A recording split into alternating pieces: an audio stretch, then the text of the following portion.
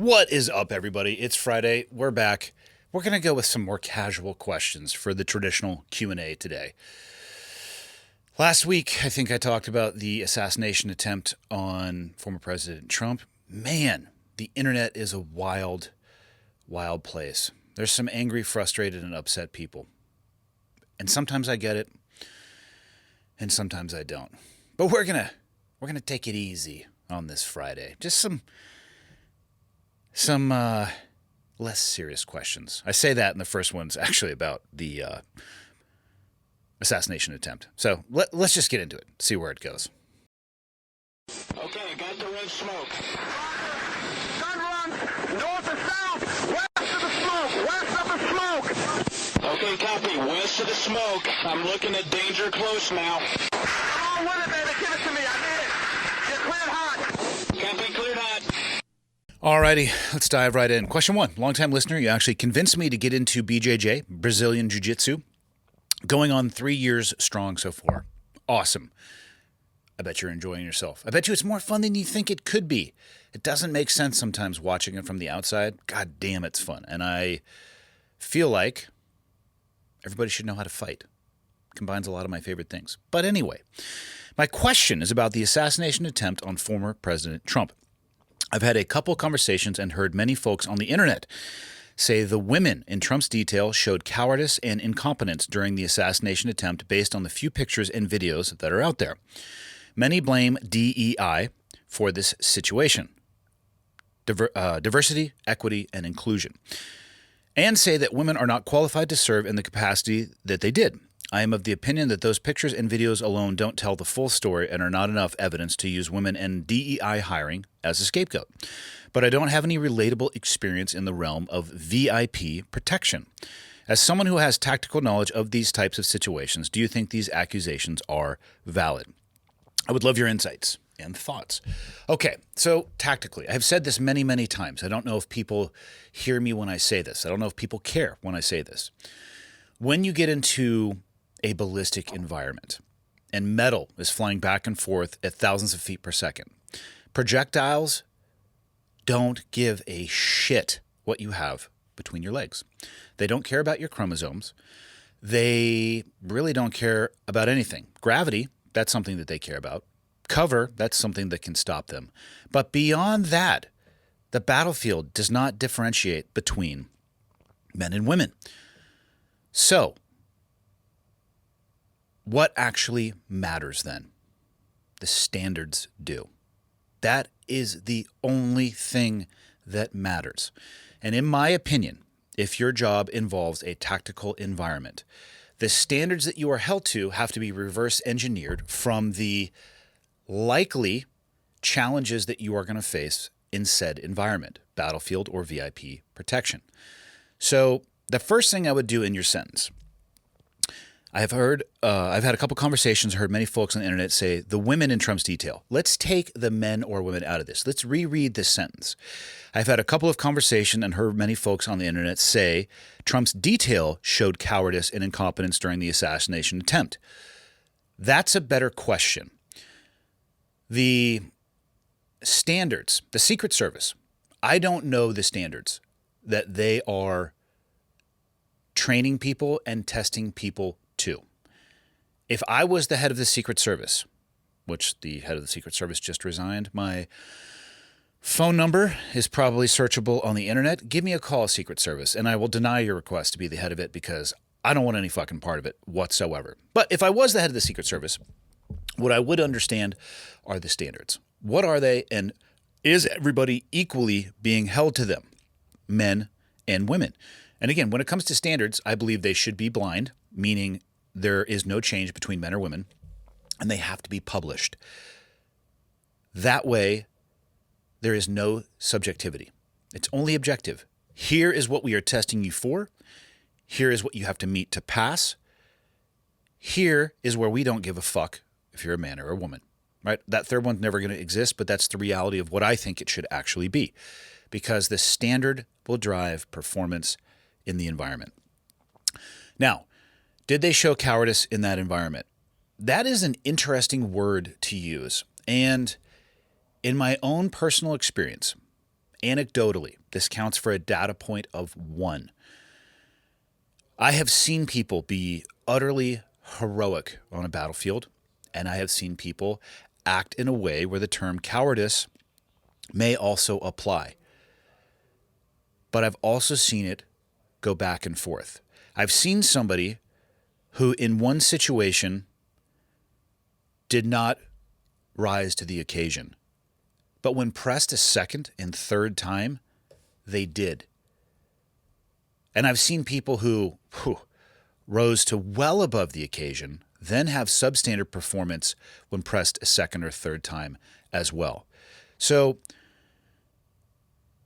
it's to me, it's a really interesting question. And one of the things that I personally believe makes the job of the Secret Service so difficult is that they train often, again, and this is an assumption on my part, that they train often, but they are never pressed in the real world consistently. That I'm aware of, the counter sniper that fired the round that killed the young man, that I am aware of, and somebody please correct me if they know otherwise, that is the first time that the counter sniper team has fired a live round in a real world situation. And I bet you that team has been around for decades. I suspect, based off the reactions that I saw of the individuals, that was the first time that those people had ever been shot at. And I recorded a podcast recently, and I'm not sure exactly when it's going to come out, but I talked about with the guest, one of the things that we used to do is we used to go down into on the rifle range. Intentionally, we would do this, and sometimes it would happen just because it was part of the evolution. But we would go get behind the berm, and we would have people shoot over the top of our head with a variety of calibers: supersonic, subsonic, small caliber, large caliber, pistol, rifle, suppressed, non-suppressed. And the reason for that is you need to be able to identify the sound of a projectile snapping by your head if it's a supersonic round, or what it sounds like if it's a subsonic round and impacting nearby. The closer I get, it's a snapping noise, and I'm not going to go into it. You can find examples of it on the internet. But if you've never been exposed to that, if you've never actually been shot at, you might, in your first exposure to that, freeze. And that's where I go back to, let's just keep the question gender neutral. Was there cowardice from the Secret Service? I'm not going to say that there was because, one, I don't have the full video. And I don't want to Monday morning quarterback an organization that I know has an incredibly difficult job and almost no opportunity to practice it in the real world. Do I think that they performed at their best? No. But I also, again, don't know the standard that they are being held to. We looked this up on that podcast, and it'll probably be out in the next few weeks. Trump was on that stage for 1 minute and 57 seconds after the rounds were fired. In my understanding, the way that I was taught dignitary protection, that is insane. I don't know how many people they had on the ground, though. I don't know their evacuation plan, whatever it may be. But the way I was taught was, first thing you got to do is you got to move off the X. Get to a hardened vehicle. Take that hardened vehicle to either a helicopter or a higher level of care. The helicopter, obviously, it takes you to the higher level of care if it's critical and it can get you there faster than a vehicle. But movement is critical. Staying on a podium, I don't think that anything on that podium was ballistic. They're very lucky that there was only one shooter, not a coordinated attack. I don't care that bodies dogpiled on there. That's not a guarantee of protection. Movement and shielding with bodies is still not a guarantee of protection, but it's a lot harder to hit than a static target. I was surprised to see that happen. There are some pictures out there of people cowering behind the president. And here's what I'll say about that. The people who take the actions are responsible for their actions. If that's the actions that you took in that moment, you need to eat that. And if the Secret Service, which I think I described on the last Friday's episode, I feel like that Hubble telescope is really, really looking right now at the inner workings of that agency. If it is found that standards anywhere were lowered or deviated, then that organization needs to be restructured and how they do business. Because if they don't, something like this could potentially happen again. I've heard some people say, well, why were there women there? First off, women, I know some women agents. I've had Evie Pomporis on the podcast multiple times. Incredibly capable agent. What I will add to that is this, though. The standard is going to need to shift depending on who your dignitary is. I would not have a 5'3" woman protecting a dignitary that is 6'3", 250. I would not have the vast majority of somebody's detail that size in that role, because the standard in that moment is the ability to move that person if they were to go down, to physically enforce your will on that person to move them to a higher level of either protection or care, whether they want to or not. And this is where the question, this is where it gets a little bit more interesting, because there's the standard to be an agent, I'm sure. And again, this is assumptions. A standard to be an agent. I don't know if they have additional standards depending on what the dignitary is, or I shouldn't say dignitary, depending on who the principal is and what the principal may be doing or where they would be. In my mind, there would be a standard for all of those things, because if your principal outweighs and is substantially larger than the agents that you have protecting that person, you could run into an issue. These are all solvable problems, and it's going to you're going to be a little bit more fluid in your planning. But that's why you have a planning process. You look at who you're protecting, where you're going, and the detail that you are providing to that person. If the Secret Service isn't doing those things, they need to relook at how they're doing business. DEI, the diversity, equity, and inclusion. I've said this many times. If a woman can make it through SEAL training, I have zero issue whatsoever serving with a woman, with a woman, singular. But who knows? Maybe it would be plural depending on who made it through.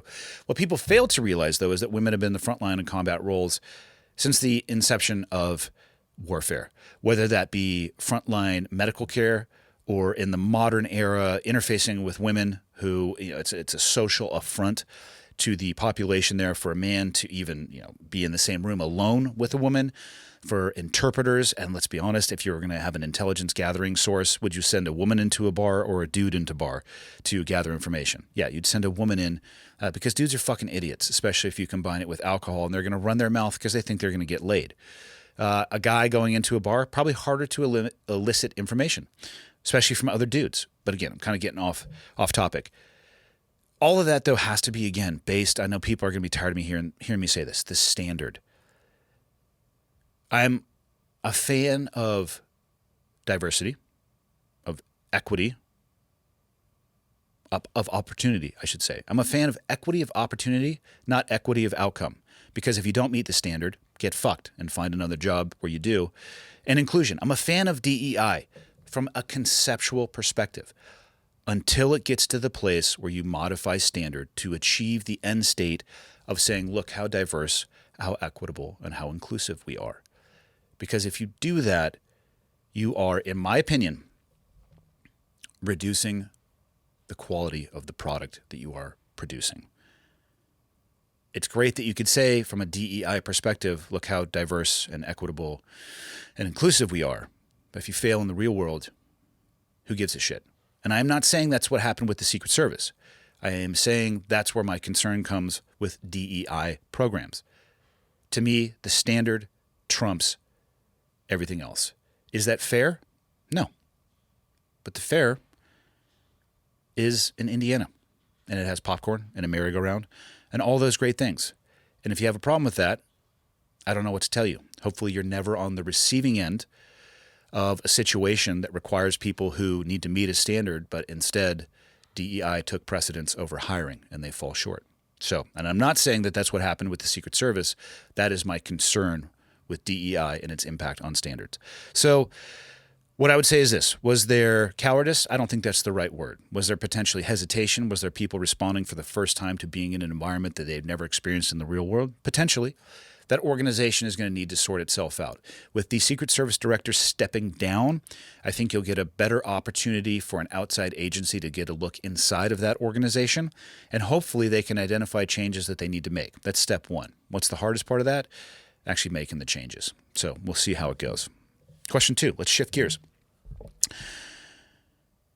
It often feels like the world is going sideways, but looking back, there have always been events that make us feel this way. One such event that stands out to me is the 1997 North Hollywood shootout between the two heavily armed bank robbers and the LAPD. Over 2,000 rounds were fired in a gun battle that lasted 44 minutes, with the robbers using thousands of rounds of ammunition, custom-fitted body armor, and fully automatic weapons. I'd love to get your opinion on what would happen if a similar event occurred today. Would law enforcement respond more effectively? And how would social media influence the situation? Thanks for your time and considering my question. So I had to brush up on this one a little bit because I remember actually watching this thing relatively live. This was wild. These two guys were banging it out in the streets of LA. So I went to Wikipedia, which is a page that is 100% accurate and should be used as a historical record. The North Hollywood shootout, also known as the Battle of North Hollywood, was a confrontation between two heavily armed and armored bank robbers. Larry Phillips and Emil, I can't say that last name because I don't know how, and police officers in the North Hollywood neighborhood of Los Angeles, February 8th, 1997. I'm skipping down here a little bit. Go onto YouTube. There are some videos. Like I said, these two guys, they were banging it out in the streets of LA, shooting at helicopters. They were actually kind of shooting at everything that moved. Standard issue sidearms carried by most local patrol officers at the time were 9mm pistols or 38 special revolvers. Some patrol cars were also equipped with 12-gauge shotgun. Phillips, and the last name starts with an M and has a lot of things I don't recognize above the A, carried Norinco Type 56 rifles, a Chinese AK-47 variant, and a Bushmaster XM15 dissipator with a 100-round drum magazine, both of which had been illegally modified to be select fire capable, as well as a Heckler & Koch HK-91 rifle and a Beretta 92 FS pistol. The robbers wore homemade body armor, which successfully protected them from the handgun rounds and shotgun pellets fired by the responding officers. An LAPD Metropolitan Division SWAT team eventually arrived with higher caliber weapons, but they had little effect on the heavy body armor used by the two perpetrators. The SWAT team also commandeered an armored car to evacuate the wounded. Several officers additionally equipped themselves with rifles from a nearby firearms dealer. The incident sparked debate on the need for patrol officers to upgrade their firepower in preparation for similar situations in the future. And I read that section because that was the biggest difference right there. The officers were 100% overmatched. They brought pistols to a rifle fight. And the video is tough to watch because you watch these two individuals mowing down officers, and there's nothing the officers can do about it. So if it would happen or occur today in LA, actually, let's go with the social media. How would this social media influence the situation? It would show up on social media for sure. It showed up on national and probably global news, even I think almost in real time as it was occurring. So was it as accessible as one of these devices? No, it wasn't, but people had access to the information. So more people might be able to watch it in real time, but it would have ended so much quicker in modern era that I don't know if social media would have any impact on it whatsoever, other than pushing out that it was happening faster than traditional news did in 1997. Why do I say it would end faster? Because LAPD officers in general and the SWAT team in LAPD are not fucking around. They would no longer be overmatched by these two individuals. It would be far more equally matched, that's for sure, but they have armored vehicles. The SWAT team has armored vehicles. Patrol officers are going to have access to carbines, which I don't know a lot about the homemade body armor that they made, but I do know, and you can see it in the video. Rounds are skipping off of the body armor, and I'm going to make the assessment that those were the pistol rounds, because what ended this, literally officers ran into a gun store and got, I think, ARs and ended up killing both of these guys. They needed a higher caliber round to defeat the armor that they were wearing. In the modern era, they have those things more readily accessible, and the training has improved. There have been a lot of lessons learned from 20 years of sustained combat and the global war on terrorism that have matriculated their way into law enforcement organizations, largely through the fact that people getting out of the military have joined these organizations. The training is higher level. Their performance is higher level. Their equipment is higher level. Their response time is going to be higher level. Their coordination is going to be higher level. Would it still be an absolute shit show? Yes, but I think it would end in a fraction of the time and the impact would have been substantially less because of the evolution of law enforcement. And a lot of military equipment is making its way into law enforcement hands, whether it's the body armor, the ballistic helmets, the radios, the optics, the weapons, the armored vehicles, all of those things. You apply that to this situation where people were rolling up with a 38 special, you're going to have a different outcome. So I don't think social media would have too much to do with it. Law enforcement would absolutely respond more effectively, and these guys would have likely still gotten into a gunfight, but that gunfight would have ended far, far earlier. Last question. I've recently been learning more about Zone 2 cardio, training and its benefits, fat loss, longevity, as an example. I heard on a podcast somewhere that if you're running and you can only just hold a conversation, then you're probably in Zone 2. But since running is mostly done solo, to pass the conversation test, I've been using military running cadence tracks where a sergeant sings out a phrase and the following group of soldiers repeats it. Here's an example. They have put a YouTube link on here. You see this in any movie or TV show where people are at boot camp and a drill sergeant is running next to them and they're yelling out a cadence. And the students, trainees, whatever you want to call them, they are either repeating it or doing the next line. And we did do this stuff in boot camp, and we did also do this stuff in Buds. There were some specific songs in Buds of which I remember absolutely none. I don't even remember if I participated in the time or at the time, but it's a real thing for sure. Yes, I do follow along and repeat sing the phrases in real time whilst running and probably look like a complete idiot doing so, but I could care less. Which got me thinking, how real is this? Do the Army, Navy, Air Force actually do this? I respectfully but sincerely, sir, cannot picture you singing along with some sergeant with a straight face and not taking the piss somehow. Any insight is appreciated. Like I said, it's a real thing, but it's largely done in a training environment early on, and it helps people keep pace a little bit with like left foot, right foot. The cadence that you do that can help with that. I don't know anything about Zone 1, Zone 2 cardio. Could you do that in a different zone of cardio? Perhaps. So actually first, yes, this is real. Did I enjoy doing that stuff when I did? No, I did not. I thought it was ridiculous. I understood the purpose of it and I just wanted to be left alone. So if I needed to, I would participate. But other than that, I was likely an unwilling participant. I wasn't fighting them. I just wasn't participating or doing what they told me that I should do, unless they were looking directly at me and then I would participate and then stop. But I want to welcome you to the year of 2024. Instead of doing a cadence or type of pace, may I please direct you towards the internet where you could find a smartwatch and a chest strap of some kind that could measure your heart rate and give you an exact measurement of where you are and what zone you are in. If you want to run around singing military cadence, please, by all means, do so. I enjoy seeing crazy people as I drive to and from in my daily life. If you want to be one of those people, live your best life. I fully support it. But if you really want to know what cardio zone you're in, invest a little bit of money and know for sure. You could probably even find some stuff that sets alerts that can keep you on the high and low end inside of that zone 2 if you wanted to. Get a smartwatch, man. And then maybe from there you could control your music as well. Or maybe you're a psychopath and you like to run without music. But maybe not. Or maybe everything in between. But there are technology solutions to this. And I think you should find one. Because then you can kind of be more of a scientist with your training as opposed to a hobbyist. Not that one is better than the other, but one is certainly more precise than the other. And that is all I have for this Friday.